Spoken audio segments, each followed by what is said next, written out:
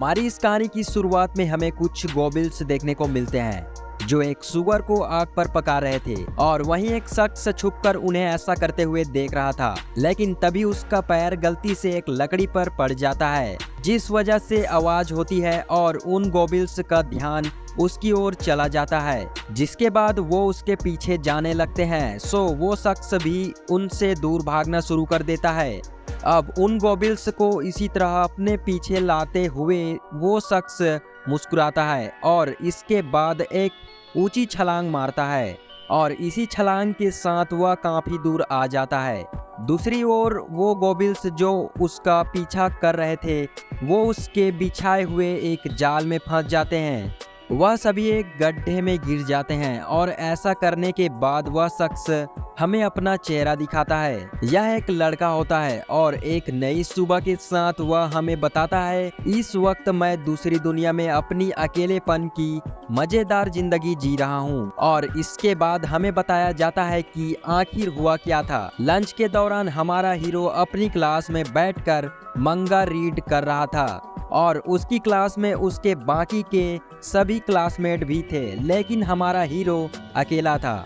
शायद से उसके कोई दोस्त नहीं है। और उसके बाद हमारा हीरो हमें बताता है कि आखिर वो हमेशा अकेला क्यों रहता है, क्योंकि उसे अपने क्लासमेट से कोई मतलब नहीं है। और मेरी क्लास में अलग अलग प्रकार के बच्चे हैं। पहले हैं गुंडे टाइप बच्चे, दूसरे ये फैशनेबल लड़कियां जिन्हें गर्ल कहते हैं, फिर आते हैं बहादुर बच्चे और उसके बाद यह बेवकूफ। और हाँ, क्लास की समझदार लड़कियां भी हैं।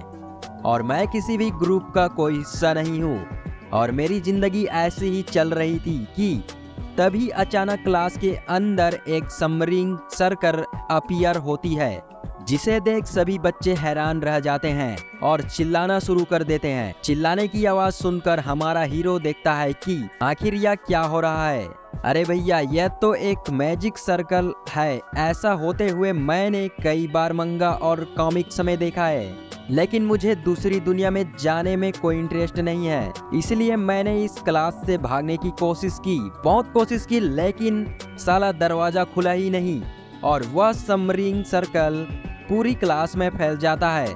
बच्चे भी दूसरी दुनिया में पहुंचना शुरू हो गए थे। अब यह सब देख हमारे हीरो के पास आखिरी चारा बचता है। वह कूदकर सीलिंग के ऊपर चढ़ जाता है। क्लास के ऊपर जाने के बाद उसे लगता है कि अब वो बच गया है, लेकिन वो सबमरीन सर्कल वहां तक भी पहुंच जाता है और ना चाहते हुए भी हमारे हीरो को दूसरी दुनिया में जाना पड़ता है। और इसके बाद वह खुद को एक अजीब से व्हाइट रूम में पाता है।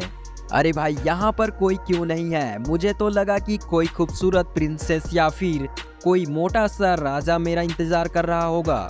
लेकिन तभी अचानक हमारे हीरो के पास एक बुड्ढा आता है और वो इशारों में हमारे हीरो से कुछ कह रहा था, जो हमारे हीरो को समझ नहीं आता। लेकिन वो यह समझ जाता है कि यह बुड्ढा ही कोई भगवान है और उसकी बाकी की क्लास इस व्हाइट रूम में पहले ही आकर दूसरी दुनिया में पहुंच चुकी है और अब सिर्फ वही यहाँ बच्चा है। गॉड इशारों में उसे बताते हैं कि जो पहले आता है वो पहले पाता है। और इसके बाद हमारे हीरो के सामने एक काफी बड़ा स्टेटस बोर्ड अपीयर हो जाता है और इसके जरिए वो अपने लिए स्किल्स चुन सकता है। लेकिन वो क्या है कि जो बच्चे पहले आए उन्होंने अपने लिए बढ़िया स्किल्स चुन ली और हमारी हीरो के लिए अब सिर्फ वाहियात स्किल्स ही बची है। लेकिन फिर भी हमारा हीरो देखने लगता है कि कौन सी स्किल उसके लिए बढ़िया रहेगी। लेकिन भैया, जो स्किल उन्हें दिखती है वह जरा भी अच्छी नहीं होती। हमारा हीरो तो कोई जादूगर बनना चाहता था, लेकिन जहां जादू छोड़ो कोई ढंग की स्किल ही नहीं मिल रही थी।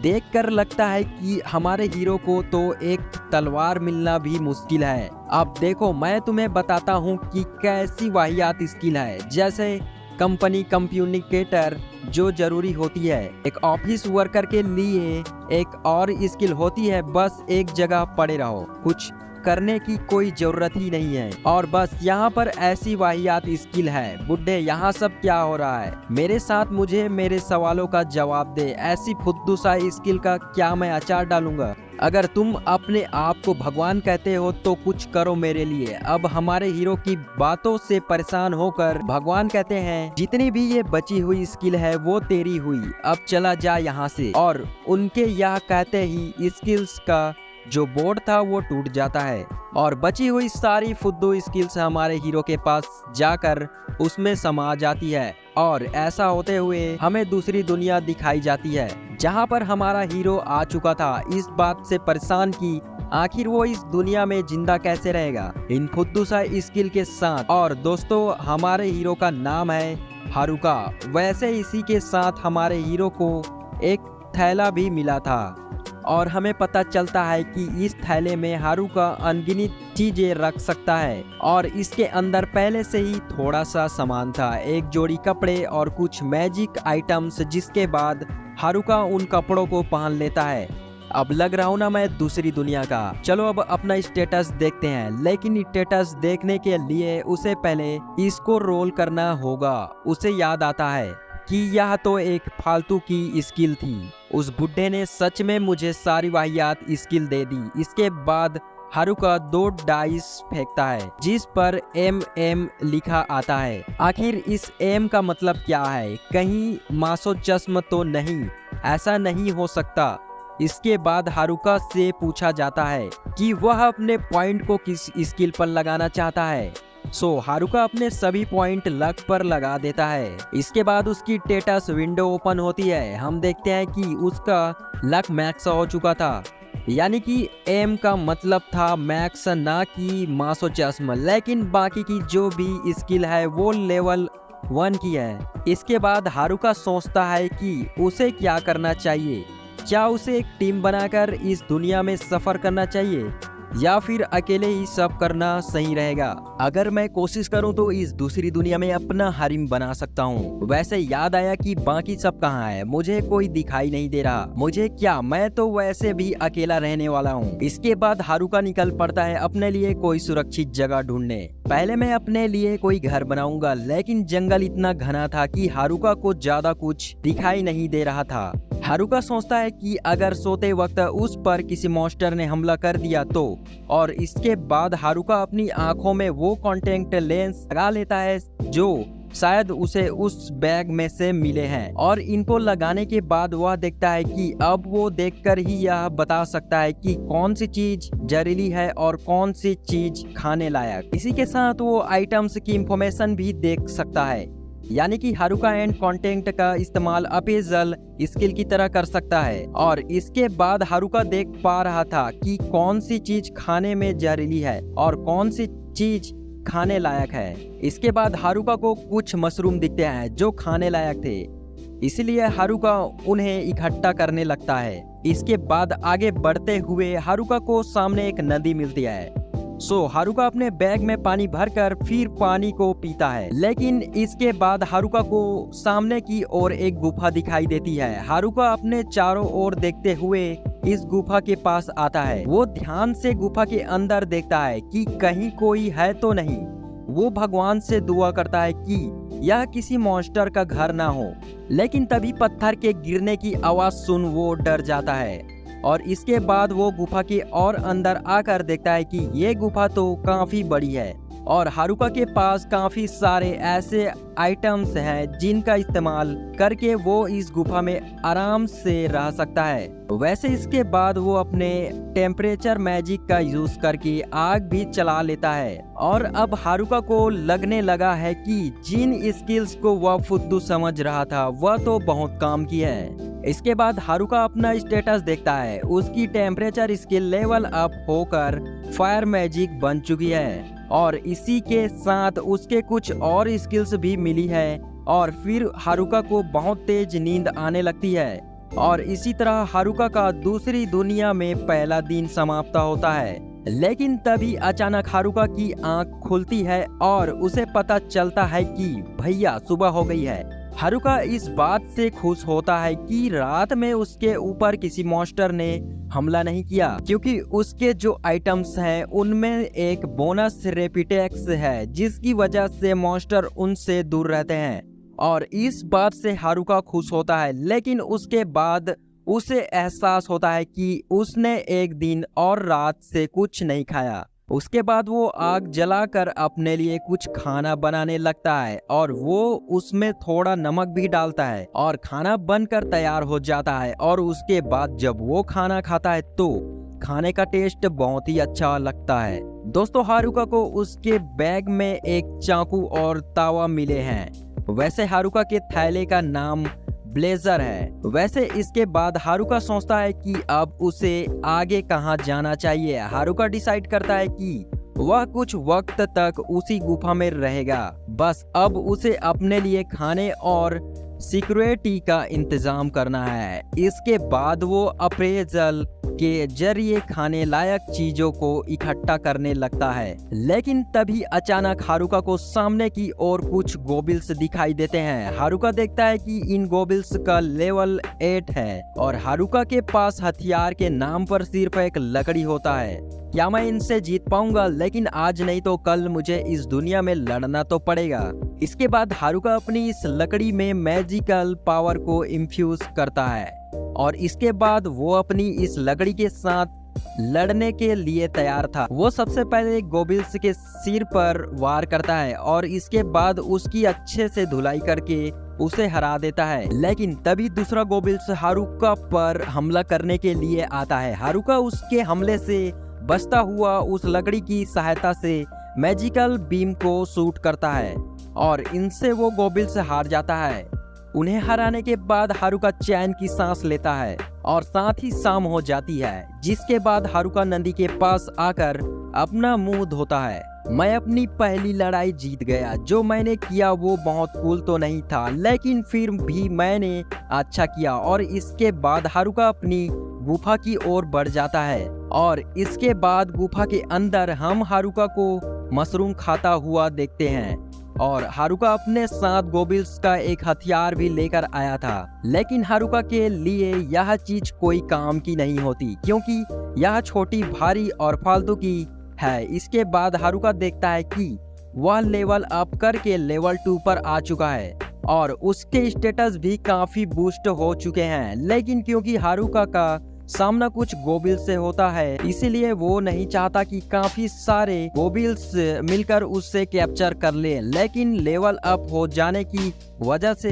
हारुका काफी जोश में आ चुका था और इसके बाद तीसरे दिन भी बेचारा हारुका मशरूम खाते खाते थक चुका था। वो कुछ मांस खाना चाहता था, लेकिन क्लास रैप मुझे जरूर ऐसा करने से रोकती। अब नाश्ता ठूसने के बाद हारुका डिसाइड करता है कि वह खुद को और भी ज्यादा मजबूत बनाएगा। अपनी नई मैजिक एबिलिटी के जरिए उसे जो नई स्किल मिली है मैजिक रैप, जिसके जरिए उसकी फिजिकल पावर और मैजिकल पावर बूस्ट हो जाएगी। इसी के साथ हारुका की अप्रेजल स्किल भी लेवल अप कर चुकी है, जिस वजह से उसे आइटम्स के ऊपर मार्क दिखाई दे रहे हैं जो देख उसे कुछ समझ ही नहीं आ रहा था। इसीलिए वो इन बातों पर ध्यान न देते हुए बाहर निकल आता है कुछ मैजिक प्रैक्टिस करने के लिए। बाहर आते ही उसे पौष्टिक मशरूम मिलता है, लेकिन मशरूम खाते खाते मैं थक चुका हूँ, चलो कुछ मांस ढूंढा जाए। लेकिन बेचारे को कद्दू भी नहीं मिलता।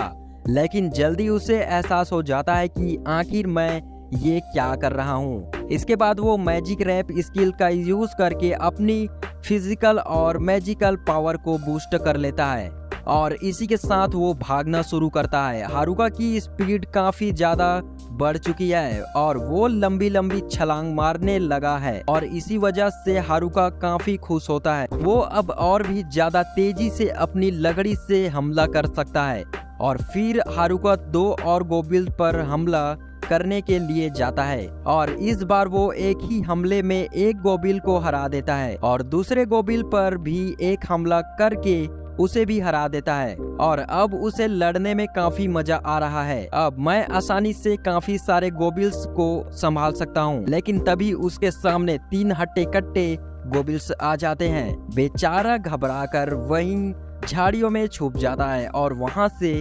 चुपचाप खिसक लेना ही बेहतर समझकर वहां से चला जाता है। हारुका गोबिल्स के साथ फाइट करने लग जाता है और इसी के साथ हारुका अपनी मैजिकल पावर से चीजों को अट्रैक्ट भी कर सकता है। और इसी तरह 5वां दिन आते आते हारुका काफी ज्यादा ताकतवर हो चुका है और इसी के साथ उसने गुफा में एक दरवाजा भी लगा लिया है, साथ ही गुफा को अंदर से डेकोरेट कर लिया है। लेकिन अभी तक उसे मीट नहीं मिला, इसलिए वो रात के वक्त एक खरगोश को पकड़ने की कोशिश करता है और वह आखिरकार इस खरगोश को पकड़ने में कामयाब हो जाता है। बेचारा खरगोश समझ चुका है कि उसके साथ क्या होने वाला है, लेकिन तभी अचानक हारुका को एहसास होता है कि आसपास कोई है। ध्यान से देखने पर हारुका को पता चलता है कि यह तो उसके क्लास की गुंडों का ग्रुप है और हारुका उनसे दूर ही रहना चाहता था, इसलिए वह दूसरी ओर जाने की कोशिश करता है। लेकिन इसके बाद वह अपनी तेज नजरों से देखता है कि दूसरी ओर फैशनेबल लड़कियां हैं, वहीं एक क्लास के होशियार लड़के हैं, उसके एक और क्लास के बेवकूफ लड़के हैं और आखिर में क्लास की होशियार लड़कियां, जिसमें क्लास रैप भी होती है। और क्लास रैप को देखते ही हारुका की पकड़ ढीली होती है और वो खरगोश मौके का फायदा उठाकर बचकर भाग निकल पड़ता है। और यहाँ हारुका सोचने लगा था कि यह दुनिया काफी ज्यादा खतरनाक है, इसीलिए एक टीम के साथ रहना काफी अच्छा रहेगा। और हारुका क्लास रैप को एलिमेंट्री स्कूल से जानता है, लेकिन तभी अचानक हारुका को एक दूसरा ख्याल आता है। इस दुनिया में उसे हर एक चीज करने की आजादी है, कोई नहीं है ऐसा जो उसे रोके या टोके और उसकी अकेलेपन की यह जिंदगी बहुत खूबसूरत हो सकती है। इसीलिए वह यह तय करता है कि वह इस दुनिया में अकेला रहेगा और उसके यह डिसीजन लेते ही यह एपिसोड एंड हो जाता है। सो दोस्तों, क्या तुम देखना चाहते हो कि हारुका की आगे की जिंदगी दूसरी दुनिया में कैसे होने वाली है? क्या हारुका सच में इस दुनिया में अकेला रह पाएगा या फिर इस दुनिया में काफी सारी खूबसूरत लड़कियां उसका इंतजार कर रही है? क्या देखने के लिए इस वीडियो पर ज्यादा से ज्यादा लाइक, कमेंट और शेयर करो। साथ ही चैनल को अब तक सब्सक्राइब नहीं किया तो सब्सक्राइब भी कर दो।